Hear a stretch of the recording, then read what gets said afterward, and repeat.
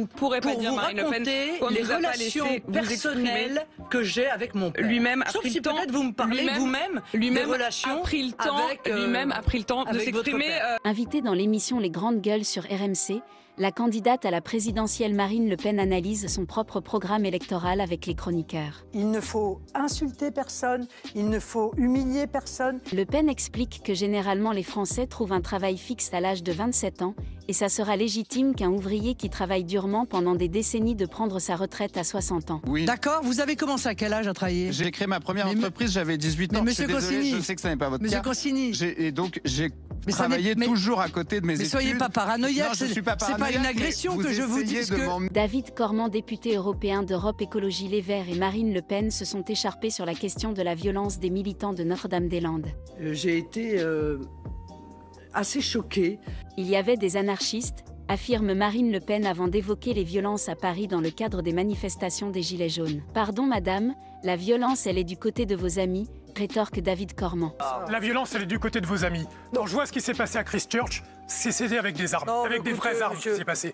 Les théories que vous développez, vous voyez, les théories, c'est pas votre niveau. Madame Le Pen, les théories que vous développez sur le grand remplacement. Bruce Toussaint, le présentateur de l'émission La France dans les yeux, a ironisé sur le budget que Marine Le Pen a consacré pour sa campagne présidentielle. Je suis horrifié. L'animateur trouve que Le Pen a sorti les grands jeux avec son carnet de chèques. Marine garde son calme et réplique que ses dépenses sont trop loin des dépenses d'Emmanuel Macron pour les cabinets de conseil étrangers. Vous savez combien a coûté les consultants McKinsey qui font le travail de nos hauts fonctionnaires alors qu'on ne manque pas de hauts fonctionnaires de talent? Est-ce que vous savez? 3 milliards.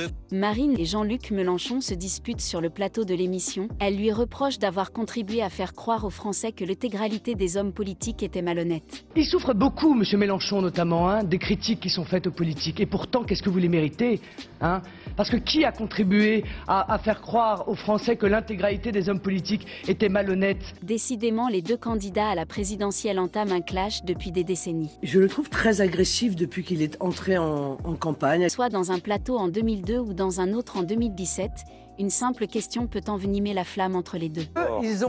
On parle des institutions. On parle de la révision constitutionnelle. Je peux expliquer. Pardon, monsieur Mélenchon, j'ai le droit de défendre mes idées? Mais oui, merci beaucoup, c'est très gentil. C'est tout. Rien ne va plus entre Marine Le Pen et Mourad Boudjelal. C'est eux qui m'insultent, alors excusez-moi. Tout commence lorsque le président du RC Toulon menace d'annuler un match amical de son équipe prévu à Béziers si le candidat soutenu par le Front National Robert Ménard, arrivé en tête au premier tour, est élu maire. La présidente du parti frontiste n'a pas apprécié de telles menaces et l'a alors fait savoir. Je considère que M. Boudjelal est un parvenu d'une vulgarité inouïe, que les Biterrois échappent à ces vulgarités traditionnelles qui lui ont valu d'être sanctionné pour atteinte à l'image du rugby. En 2012, la présidente du parti d'extrême droite et candidate à l'élection présidentielle Marine Le Pen s'est attiré les foudres des étudiants de Sciences Po. Ah oui d'accord, vous êtes là pour faire un réquisitoire. On débat, madame. Invitée au forum Elle Sciences Po, a parlé de ses mesures en faveur des femmes. Après son intervention, des étudiants l'attendaient pour la huer et scander « Nous sommes tous des enfants d'immigrés ». Vous n'êtes pas des enfants d'immigrés, vous êtes des enfants de bourgeois. Des enfants de bourgeois. Marine Le Pen s'est emportée vivement contre Jean-Jacques Bourdin alors que celui-ci lui demandait son avis sur les propos tenus par Gilbert Collard, qui avait insulté à demi-mot le ministre Vincent Peillon. Puisqu'en 2013, le député FN Gilbert Collard a appelé à participer à la manifestation anti-mariage homosexuel du 13 janvier en exhortant à écraser Vincent Peillon du pied gauche, ça porte bonheur. Et c'est quelqu'un du Front National, qui est un de vos députés. Moi je vous dis, monsieur Bourdin. Est-ce que vous condamnez ces propos? Oh écoutez, ça suffit, j'en ai marre des exercices de repentance permanents et d'accusations. Récemment, sur Twitter, Éric Zemmour a publié un cliché de Marine Le Pen posant avec une adolescente voilée pour un selfie. Moi je pense que j'ai perdu. Voilà, c'est simple. Cela était censé être un tacle envers la candidate du Rassemblement national. J'étais le bon élève qui était toujours premier, donc pour une fois, j'étais pas le premier. Ah ouais. Jean Messia, porte-parole du parti Reconquête, a utilisé cette image comme un argument lors de son débat. Qui ne devait pas avoir plus de 15 ans et qui voulait faire une photo avec moi, qu'est-ce que tu aurais fait, toi? Tu lui aurais arraché son voile? Tu l'aurais traité? Tu l'aurais rejeté? J'aurais pas pris un selfie avec elle. La présidente du Rassemblement national n'a pas vraiment apprécié que le patron des Républicains lui rappelle le débat du deuxième tour. Depuis des années, je les dénonce, je les annonce. Le chef de LR lui a alors fait remarquer qu'elle était, selon lui, agressive. Rien n'est tout blanc ou tout noir. Voilà. En se demandant si la finaliste malheureuse de la présidentielle en 2017 n'était pas à nouveau dans ce tempérament du second tour de la présidentielle, dans une allusion au débat jugé raté de Marine Le Pen face à Emmanuel Macron. Non, je ne suis pas agressive, mais j'aimerais bien pouvoir dire une phrase. Sûrement, vous n'êtes pas à nouveau dans ce tempérament du second tour de la présidentielle. Ça y est, ça faisait longtemps. Hein? Et vous savez quoi, M. Wauquiez, j'espère qu'un jour vous aurez la possibilité de faire un débat au second tour de la présidentielle. J'aime beaucoup.